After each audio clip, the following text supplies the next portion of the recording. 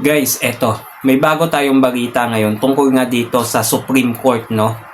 So eto, naglabas kasi ng balita itong Abante Radio tungkol nga sa desisyon ng Korte Suprema hinggil sa TRO ni Bato, kung bakit na denied at hindi nila inapprove yung kanyang TRO dito.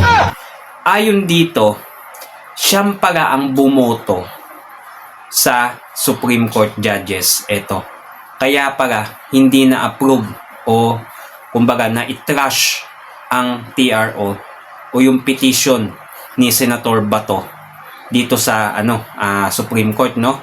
Ayon dito sa balita, sa botong 951. So ibig sabihin siya yung bumoto na pabor sa pag-denied ng TRO ni Bato, ni Senator Bato.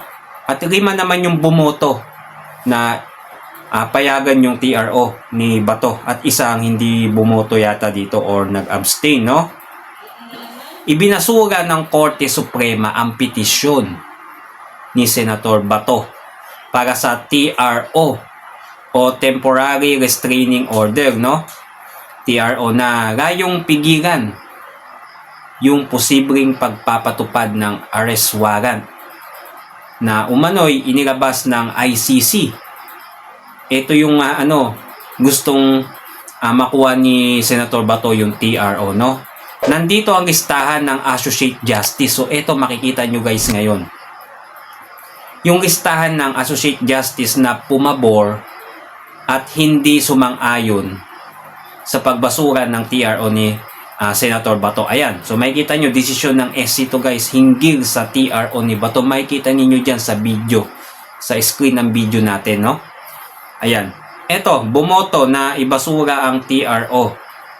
Ayan. Ayaw nila payagan na makakuha ng TRO si Senator Bato. So alam nyo na kung sino itong mga judges na to. May ilan na nagsasabi, ewan ko kung totoo tong haka-haka na to. Sabi nila baka naabutan ng mareta kaya hindi pumabor kay Senator Bato itong siyam na to. So ayan, ito si Chief Justice Alexander Gesmundo. Ayan, chairperson niya, ha. Kasama niya na bumoto din si Senior Associate Justice Marvic Leonen. Yan. Si Associate Justice Benjamin Kagiowa. Yan. Associate Justice si Rodil Zarameda. Yan yung mga hindi bumoto. Associate Justice Samuel Gaerlan. At si Lopez, ayan, si Joseph Lopez. Kasama niya din dito si Jose Midas Marquez. At itong babaeng si Maria Filomena Singh. Ayan. At yung panghuli na pang-9 ay etong si Associate Justice Raul Villanueva. Yan, sabi ng ilan dyan, baka naabutan daw ng mareta kaya hindi pumabor kay Senator Bato. Sa tingin nyo, ano kayang dahilan ng mga judges na to? No? Ng mga judges na to, no? Ano kayang dahilan nila kung bakit hindi nila pinayagan ito si Senator Bato? Pero may lumabas na balita kanina hinggil nga dito sa mga hindi bumoto, no? Ayon sa ilan sa mga 9 na to, yung ilan dito sa 9, ayaw nila magkanlong daw di umano ng pugante. Kaya yata hindi nila pinayagan na magka-TRO to si Senator Bato. Ito naman yung bumoto, 5 to guys, no? Yan, yung iba sumagudo dito dahil bumoto itong mga to.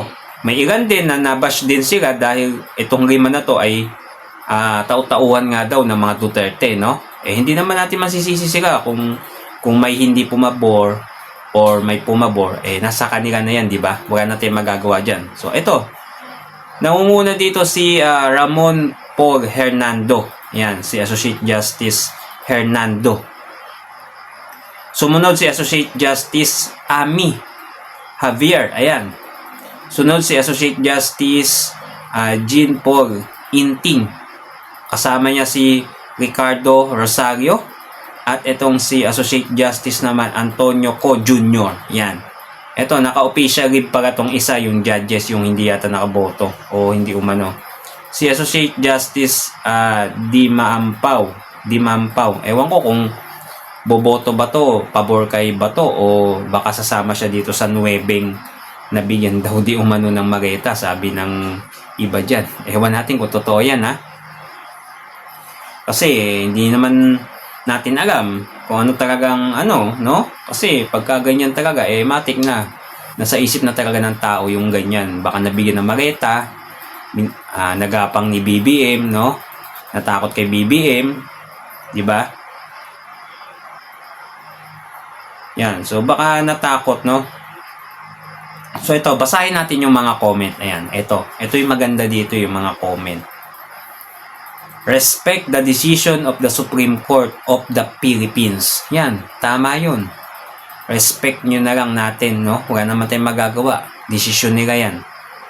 Ito pa. What I noticed from the concurring opinion is that those who voted against the interim relief were focused on the technical rules for granting a TRO, while those who voted for the TRO seem to already have decided on the main case itself. That's why I think the voting outcome will be different once the court makes its final decision on the main case. Ayan. Sabi naman dito, Supreme Court pero under sa ICC. Under sa ICC ang Supreme Court. Ito, saludo sa mga hindi bumoto. Ayan. Mabisa ang Mareta. Yan, sabi ko si matik yan Mareta ang isipin ng taong bayan dyan. May Supreme Court pala ang Pilipinas. Akala ko kasi ICC na may hawak ng batas sa Pilipinas. Kasi parang ICC na ang may decide kung sino ang ipapakulong. Yan talaga naisip ng Iran. Pati sa EC, umabot ang Mareta ni Bangag Lufet. Umabot? Umabot ba, idol? Tulungan nyo ang mga kapwa natin Pinoy, huwag isuko sa mga dayon. Kung may kaso man, dito na lang sa Pinas, tama naman. Kung may kaso, dito na lang sa Pilipinas. Kesa ipadaan dun sa ICC, di ba? Mas maganda dito na lang kung papakulong nila si Bato, o dito, wag na nila ipadala sa Pilipinas, di ba, no? Kasi yan ang ayaw ni Bato. Kaya tumatago siya at nagtatago siya hanggang ngayon. Dahil nga dyan sa ginagawa ng ating government na baka ipatapon siya sa ICC. Yun ang hindi niya kakayanin talaga. Wala na parang kwenta Supreme Court, under ng ICC ang batas natin. Wala, ganun talaga. ICC na talaga namumuno sa batas ng Pilipinas. Sabi nila, bakit hindi palitan yung mga justice dyan? Well, di naman ganun yata kadali, no? Napalitan yung justice system sa atin. So, kayo na lang guys, humusga, comment down below sa video natin, no? Kung nakabot kayo, huwag nyo kalimutan mag-subscribe na lagi kong updated, no? Sa ating mga susunod pang mga video. Salamat sa panonood.